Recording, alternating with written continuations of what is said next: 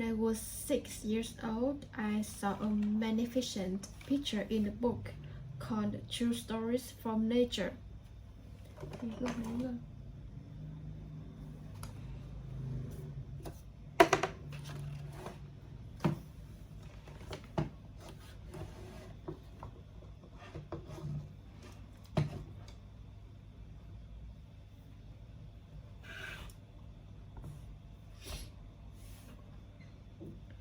About the primeval forest. It was a picture of a boa constrictor in the act of swallowing an animal. Here is a copy of the drawing.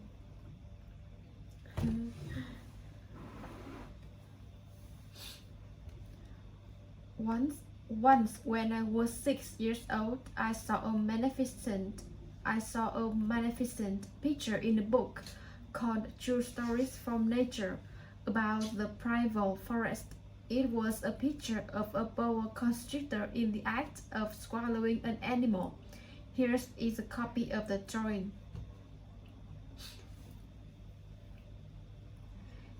In the book it said,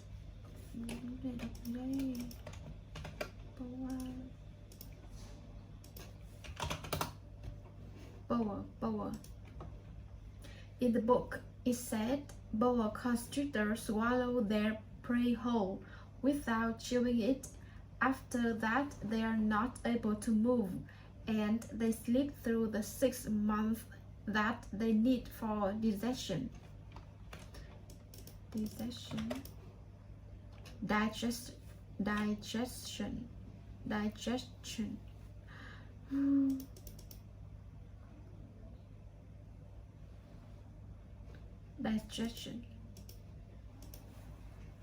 Digestion.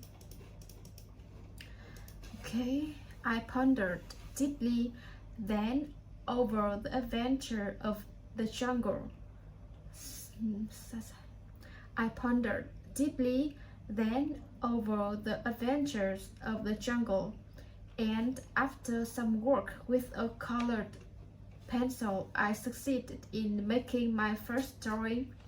My drawing number 1. It looked something like this. I showed my masterpiece to the grown-ups and asked them whether the drawing frightened them. But they answered, "Frightened? Why should anyone be frightened by a hat?"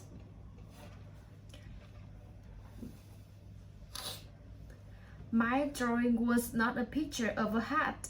It was a picture of a boa constrictor digesting an elephant. But since the grown-ups were not able to understand it, I made another drawing.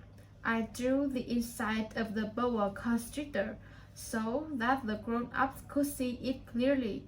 They always need to have things explained. My drawing number 2 looked like this. The grown-ups' response this time was to advise me to lay aside my drawings of boa constrictor, whether from the inside or the outside,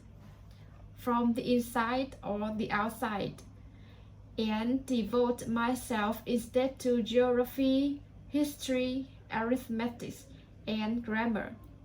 That is why at the age of 6, I gave up what might have been a magnificent career as a painter. I had been disheartened by the failure. I had been disheartened by the failure of my drawing number 1 and my drawing number 2. Grown-ups never understand anything by themselves, and it is tiresome for children to be always and forever explaining things to them. So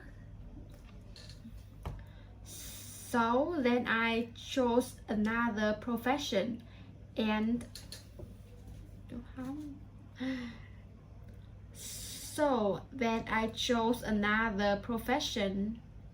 learned to pilot airplanes. I have flown a little over all parts of the world, and it's true that geography has been very useful to me. At a, at a glance, at a glance, I can distinguish China from Arizona. If one gets lost in the night, such knowledge is valuable. In the course in the course of this life, I have had a great many encounters with a great many people who have been concerned with matters of consequence. I have lived a great deal among grown-ups. I have seen them intimately, close at hand, and that has much improved my opinion of them. Whenever I ha Whenever I've met one of them who seemed to me at all clear-sighted, I tried to experiment of showing him my drawing number 1, which I have always kept. I would try to find out so if this was a person of true understanding, but whoever it was, he or she would always say, "That is a hat." Then I would never talk to that person about boa constrictor or primeval forest or stars. I would bring myself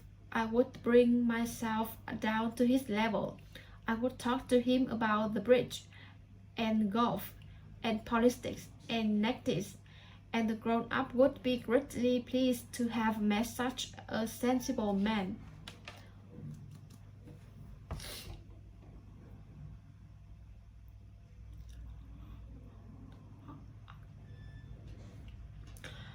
So, so, yeah, so, so I lived my life alone.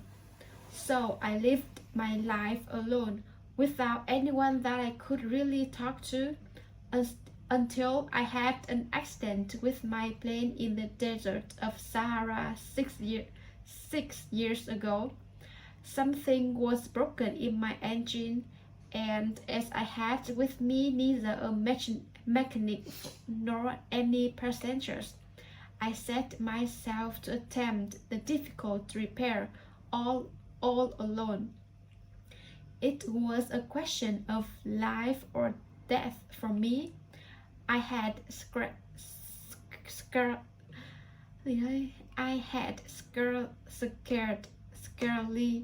enough drinking water to last a week.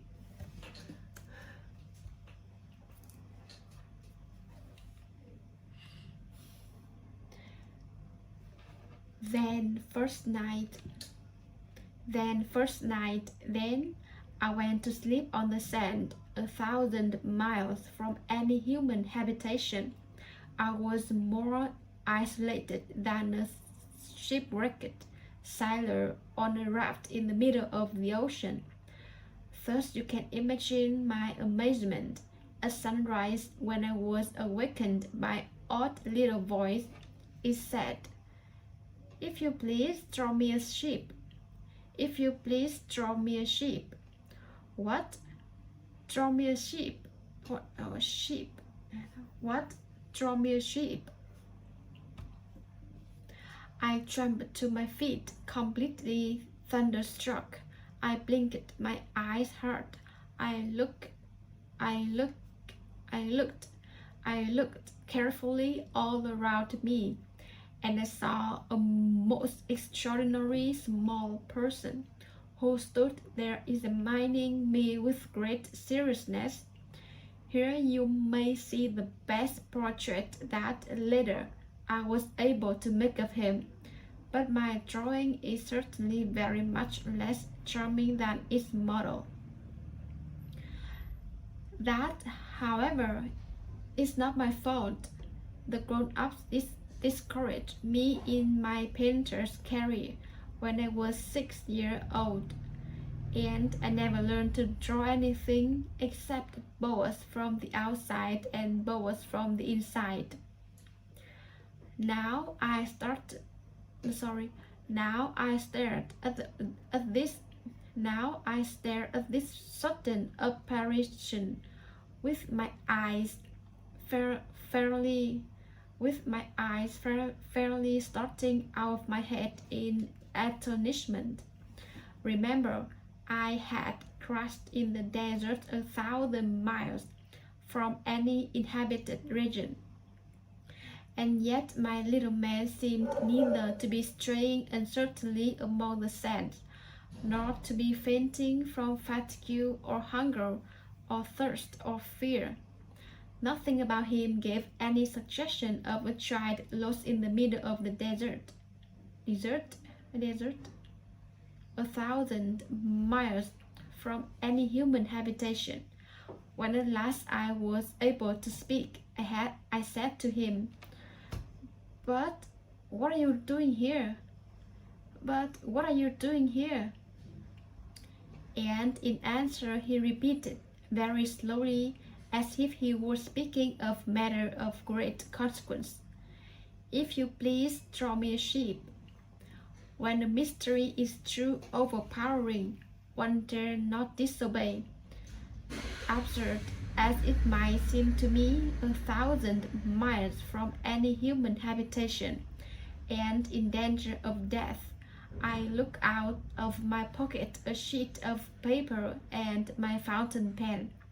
But then I remembered how my studies had been concentrated on geography, history, arithmetic, and grammar, and I told the little chap, a little crossly too, that I did not know how to draw. He answered me, "That doesn't matter, draw me a sheep." But I had never drawn a sheep, so I drew for him one of the two pictures I had drawn so often. It was that of the boa constrictor from the outside, and I was astounded to hear the little fellow agree with it. Greet it with. No, I do not want an elephant inside a boa constrictor. A boa constrictor is a very dangerous creature, and an elephant is very cumbersome.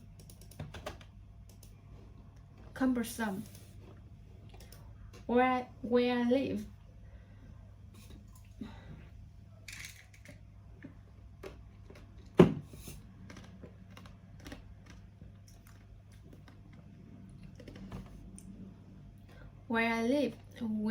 where I live, everything is very small. What I need is a sheep. Draw me a sheep. So then I made a drawing. He looked at it carefully. Then he said, "No, this sheep is very, very sickly. Make me another." So I made another drawing. My friend smiled gently and indulgently. "You see yourself," he said, that this is not a sheep. This is a ram. It has horns." So then I did my drawing over once more.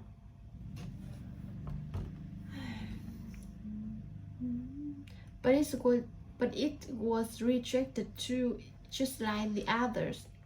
"This one is too old. I want a sheep that will live a long time."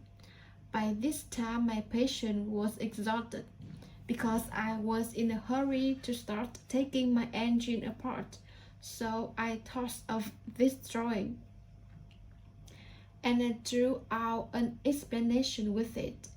"This is only his box. The sheep you ask for is inside." I was very surprised to see a light break over the face of my young child. What is exactly the way I wanted? Do you think that this sheep will have to have? Do you think that this sheep will have to have a great deal of grass? That's exactly the way I wanted it. Do you think that this ship will have to have the great deal of grass? Why? Because where I live everything is very small. There will surely be enough grass for him. I said, it is a very small ship that I have given you. He bent his head over the drawing. Not so small that, look, he has gone to sleep. And that is how I made the acquaintance of the little prince. Chapter 3.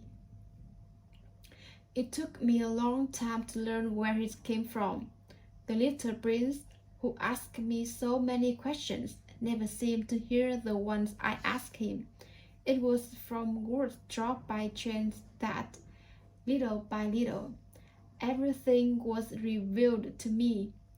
The first time he saw my airplane, for instance, I shall not draw my airplane. That would be much too complicated for me. He asked me, what is that object? That is not an object. It flies. It is an airplane. It is my airplane. And I was proud to have him learn that I could fly. He cried out. Then, what? You dropped down from the sky? Yes, I answered modestly. Oh, that's funny. And the little prince broke into a lovely peal of laughter, which irritated me very much. I like my misfortunes to be taken seriously. Then he added, so you too come from the sky? Which is your planet?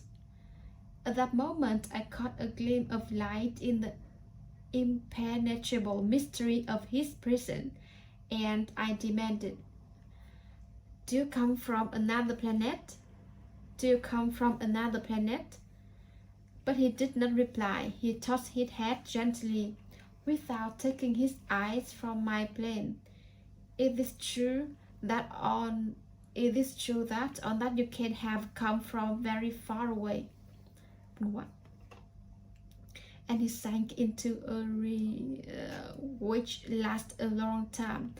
Then taking my ship out of his pocket, he buried himself in the contemplation of his treasure.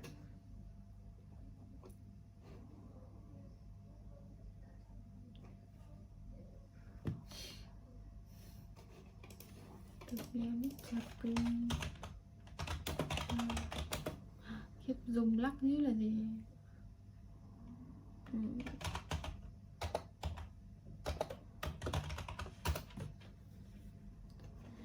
Meow meow meow.